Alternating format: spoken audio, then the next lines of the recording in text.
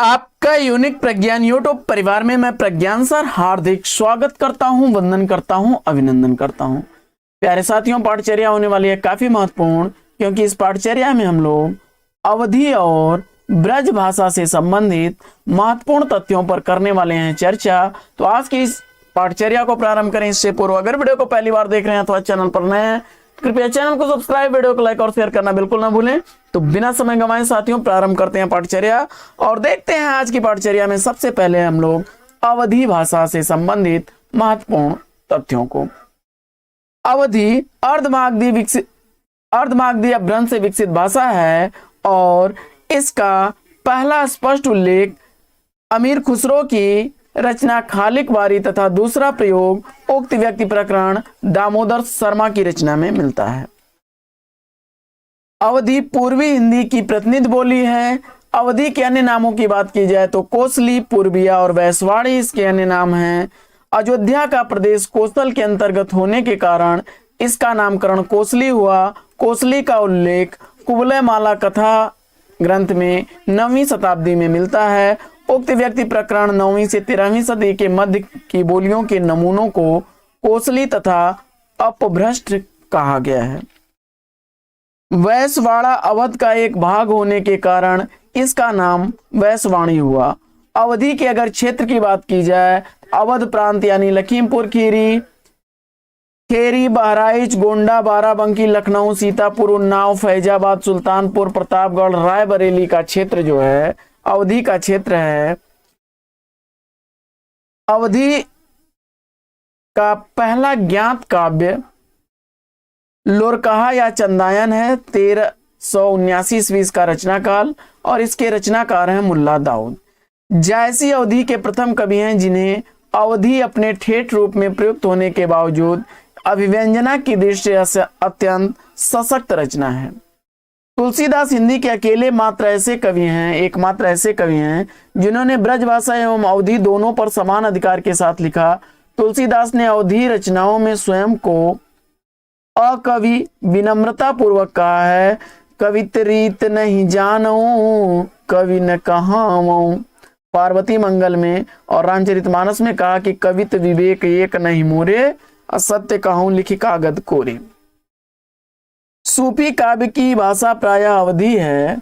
शुक्ल जी के अनुसार अनुराग बांसुरी की भाषा सभी सूफी रचनाओं में बहुत अधिक संस्कृत गर्भित है।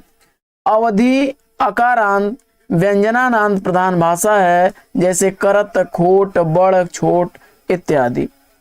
शुक्ल जी नूर मोहम्मद को सूफी काव्य परंपरा का अंतिम कवि मानते हैं। भोजपुरी क्षेत्र के नसीर ने अवधी को काव्य भाषा के रूप में अपनाया। इनकी अवधी में खड़ी बोली एवं अवधी दोनों का पुट मिलता है। अवधी की काव्य परंपरा मुल्ला दाऊद से लेकर के 1379 से नसीर 1917 तक लगभग 5 शताब्दियों तक मिलती है। आधुनिक युग के अवधी के कवियों की बात की जाए तो उसमें बलभद्र प्रसाद दीक्षित, पढ़ीश, वंशीधर शुक्ल, चंद्रभूषण द्विवेदी रमैका का उपनाम से प्रसिद्ध हैं, दया शंकर दीक्षित देहाती, ब्रजनंदर, शिव दुलारे त्रिपाठी, ये लोग हैं। अवधी की अगर प्रमुख रचनाओं की बात की जाए तो चंदायन मुल्ला दाऊद की रचना, 1379 ईस्वी का रचना काल। हरिचरित 1400 ईस्वी के बाद की रचना है लालदास की। राम जन्म 15वीं शताब्दी का अंतिम चरण है सूरजदास का। सत्यवती कथा 1501 ईस्वी की है ईश्वरदास की। मृगावती 1503 ईस्वी की है कुतुबन की रचना। पद्मावत 1527 से 1540 तक की है अखरावट जायसी की रचना है, पद्मावत और अखरावट। आखिरी कलाम कारनामा भी जायसी की रचना है। चित्ररेखा मसलनामा जायसी की रचनाएं हैं।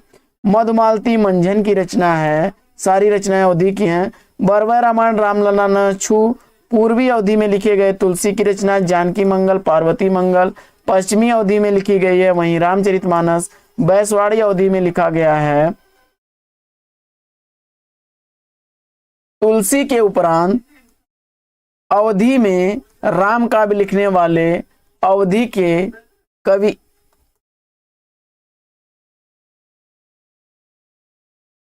अवधि विलास लालदास की रचना है। सीतायन राम प्रिया शरण की रचना है। अवध सागर जानकी रसिक शरण की रचना है। रामाश्वमेध मधुसूदन दास की रचना है। कवितावली रामायण रामचरितमानस ये रामचरण दास की रचनाएं हैं। भावना पचीसी समय प्रबंध माधुरी प्रकाश कृपा राम प्रेम प्रधान की रचना।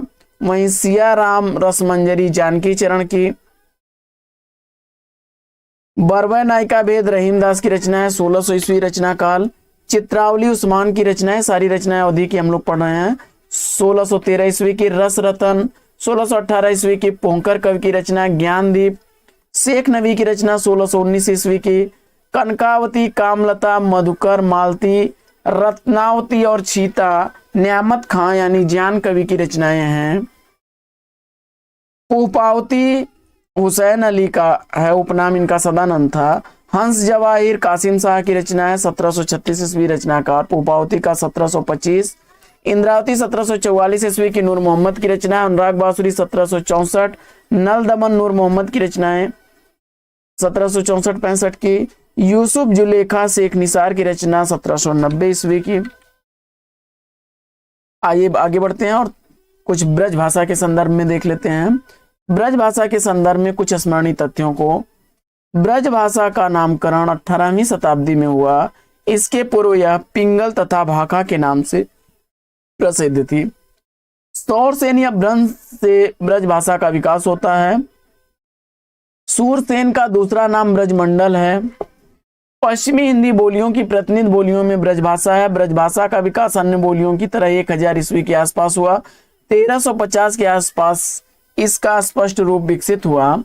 ब्रजभाषा की अनेक बोलियां हैं, जैसे नैनीताल की भुक्सा, एटा, बदायूं, मैनपुरी और बरेली की अंतरवेदी, धौलपुर और पूर्वी जयपुर की डांगी, गुड़गांवा और भरतपुर की मिश्रित बोली, करौली की जादोवाटी है। ब्रज भाषा के मुख्य क्षेत्रों में मथुरा, अलीगढ़ और आगरा आते हैं।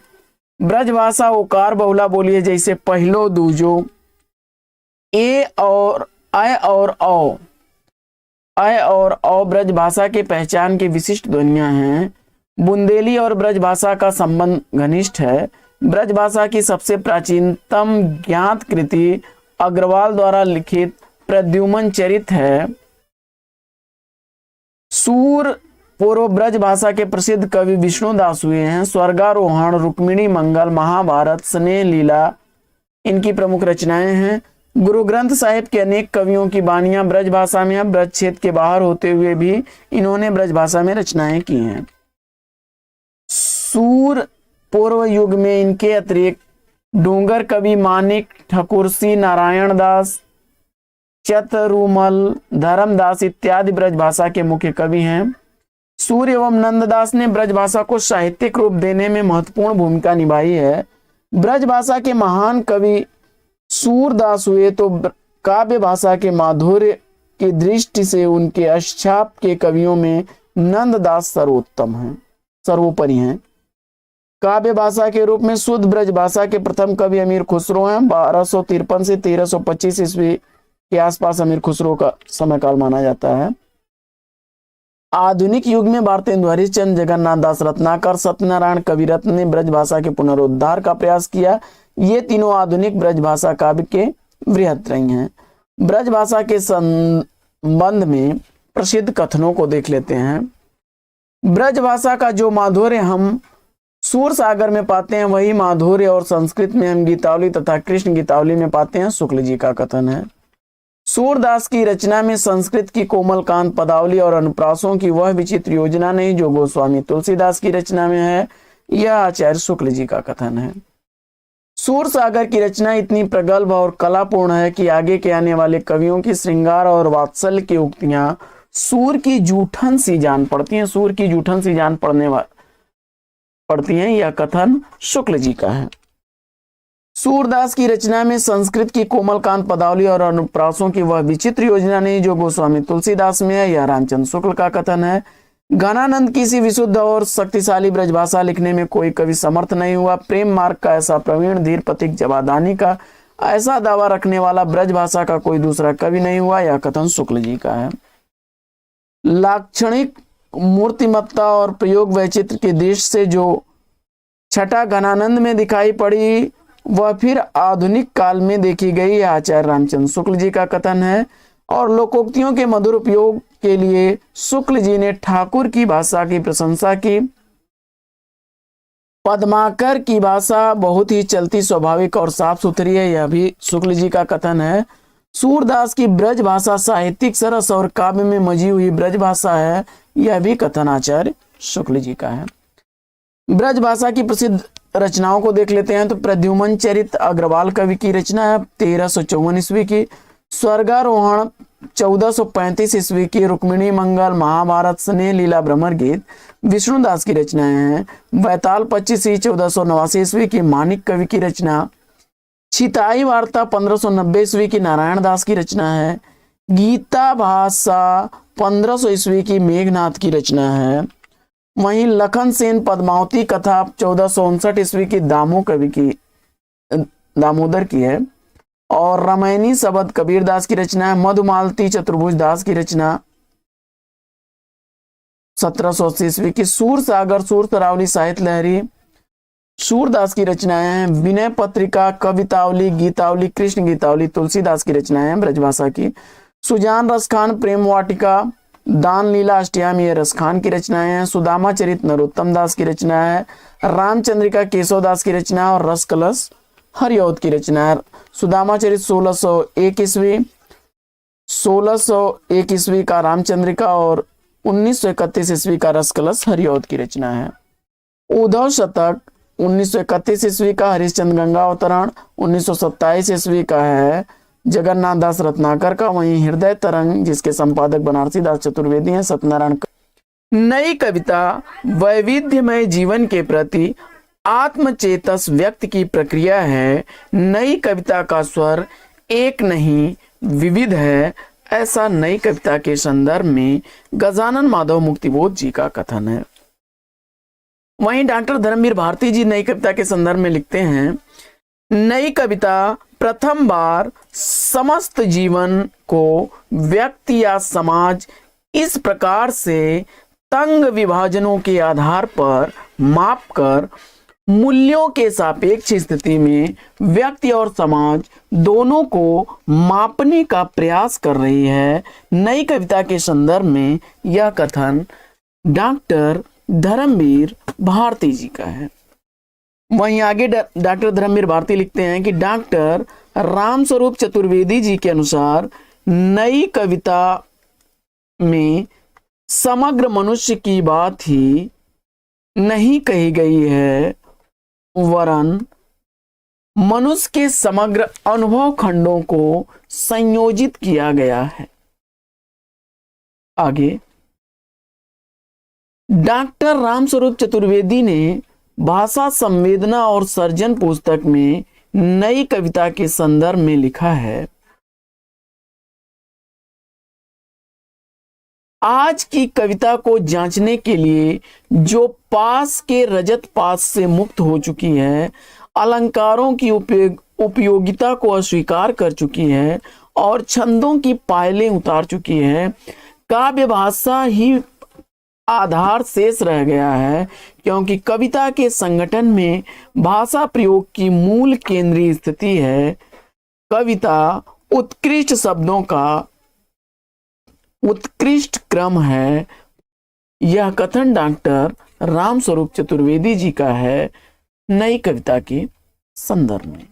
आगे विजय देव नारायण शाही ने लिखा है कि नई कविता में विजय देव नारायण शाही जी ने नई कविता में लघु मानव की प्रतिष्ठा को स्थापित किया है।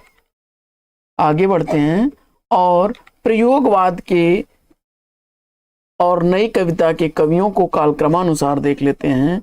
तो अज्ञेय शमशेर बहादुर, भवानी प्रसाद मिश्र। अज्ञेय का समय काल रहा है 1911 से 1987, 1911 से 1993 ईस्वी तक शमशेर बहादुर सिंह का समय काल। वहीं 1914 से 1985 ईस्वी तक भवानी प्रसाद मिश्र जी का, 1917 से 1964 ईस्वी तक मुक्तिबोध का, 1917 से 1991 तक प्रभाकर माचवे का 1919 से भारत भूषण अग्रवाल जी का है 1975 तक, जबकि 1919 से 1994 ईस्वी तक समय काल गिरजा कुमार माथुर जी का, 1922 से 2000 तक नरेश मेहता, 1922 से 2002 तक लक्ष्मीकांत वर्मा जी, इसके बाद 1922 से 92 तक 1900 रघुवीर सहाय, 1924 रामदास मिश्र जी का, 1924 से 1982 तक विजय देव नारायण शाही का, 1926 से 2001 ईस्वी तक जगदीश चंद्र गुप्त का, वहीं 1926 से 1997 तक धर्मवीर भारती, 1927 से 1983 ईस्वी तक सर्वेश्वर दयाल सक्सेना, 1927 में कुंवर नारायण, 1931 से 1986 तक लक्ष्मीकांत वर्मा, 1934 केदारनाथ सिंह का, वहीं 1936 धूमिल का। तो साथियों, आप इनका क्रम देख सकते हैं। सबसे पहले अज्ञे, उसके बाद शमशेर बहादुर सिंह, फिर भवानी प्रसाद मिश्र, मुक्ति बोध, प्रभाकर माचवे, भारत भूषण अग्रवाल, गिरजा कुमार माथुर, नरेश मेहता, लक्ष्मीकांत वर्मा, रघुवीर सहाय, रामदास मिश्र, विजय देव नारायण शाही, जगदीश गुप्त, धर्मवीर भारती, सर्वेश्वर दयाल सक्सेना, कुंवर नारायण, श्रीकांत वर्मा, केदारनाथ सिंह और सुदामा पांडे धूमिल हैं। आगे शमशेर बहादुर सिंह को देख लेते हैं। शमशेर बहादुर सिंह का जन्म 1911 ईस्वी। इनकी कुछ काव्य कृतियों को देखते हैं तो कुछ कविताएं 1959 ईस्वी की, कुछ और कविताएं 1961 ईस्वी, चूका भी नहीं हूं मैं 1975 ईस्वी, इतने अपने पास 1980 ईस्वी की, उदिता अभिव्यक्ति का संघर्ष 1980 ईस्वी, बात बोलेगी 1981 ईस्वी, काल तुमसे होड़ है मेरी 1988 ईस्वी, बहुत दूर से सुन रहा हूं 1995 ईस्वी, सुकून की तलाश 1998 ईस्वी की प्रकाशित रचनाएं हैं। इसके अलावा टूटी हुई बिखरी हुई अमन राग लंबी कविता इनकी, एक पीली शाम, धूप कोठरी के आईने में खड़ी घिर गया है रथ, समय का रथ, समय साम्यवादी। इसके बाद कहानियों और नए साहित्य का संपादन कार्य भी इन्होंने कहा। इनके संदर्भ में विद्वानों के कथन देख लेते हैं। तो अज्ञे जी ने लिखा है कि शमशेर कवियों का कवि है, तो मलयज ने लिखा कि शमशेर मूड्स के कवि हैं, किसी विजन के नहीं। गजानन माधव मुक्तिबोध ने लिखा कि प्रणय जीवन का प्रसंगबद्ध रसवादी कवि हैं शमशेर बहादुर सिंह। विष्णु खरे ने लिखा कि शमशेर की शमशेरियत। वहीं रामचंद्र तिवारी ने लिखा कि शमशेर का गद्य हिंदी का जातीय गद्य है। वहीं मुक्तिबोध ने लिखा कि शमशेर की आत्मा ने अपनी अभिव्यक्ति का एक प्रभावशाली भवन अपने हाथों तैयार किया है, उस भवन में जाने से डर लगता है, उसकी गंभीर प्रयत्न साध्य पवित्रता के कारण है। मुक्तिबोध ने लिखा कि शमशेर की मूल मनोवृत्ति एक इम्प्रेशनिस्ट चित्रकार की है।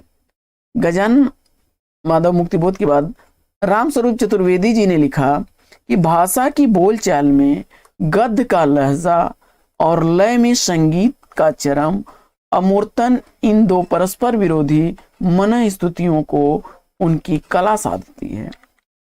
इसके बाद शमशेर ने खुद के संदर्भ में कहा कि टेक्निक में एजरा पाउंड शायद मेरा सबसे बड़ा आदर्श बन गया था और उनकी ही अनुसार मैं हिंदी और उर्दू का दुआब हूं। यह कथन शमशेर का स्वयं के संदर्भ में है। विशेष टिप्पणी को देख लेते हैं तो मार्क्सवाद के समर्थक, सौंदर्य बोधक कवि हैं। अधिकांश कविताओं का स्वर कुंठित प्रेम है, इनका अमूर्त चित्रात्मकता है, शब्द संगीत उनके काव्य शिल्प में प्रमुख है और अतिशय व्यक्तिवादिता उनकी कविता का प्रमुख स्वर है। तो साथियों, आज की इस पाठचर्या में लेते हैं यहीं पर विराम। वीडियो अगर अच्छा लगा हो तो वीडियो को लाइक और शेयर कर दीजिए। चैनल पर पहली बार है तो चैनल को सब्सक्राइब कर लीजिए। फिर मिलते हैं आपसे अगले वीडियो में एक नए प्रकरण, एक नया टॉपिक, एक नए अंदाज में। तब तक के लिए लेंगे विदा आपसे। आपका जीवन मंगलमय हो। बेस्ट विशेष बेस्ट ऑफ लक। जय हिंद साथियों।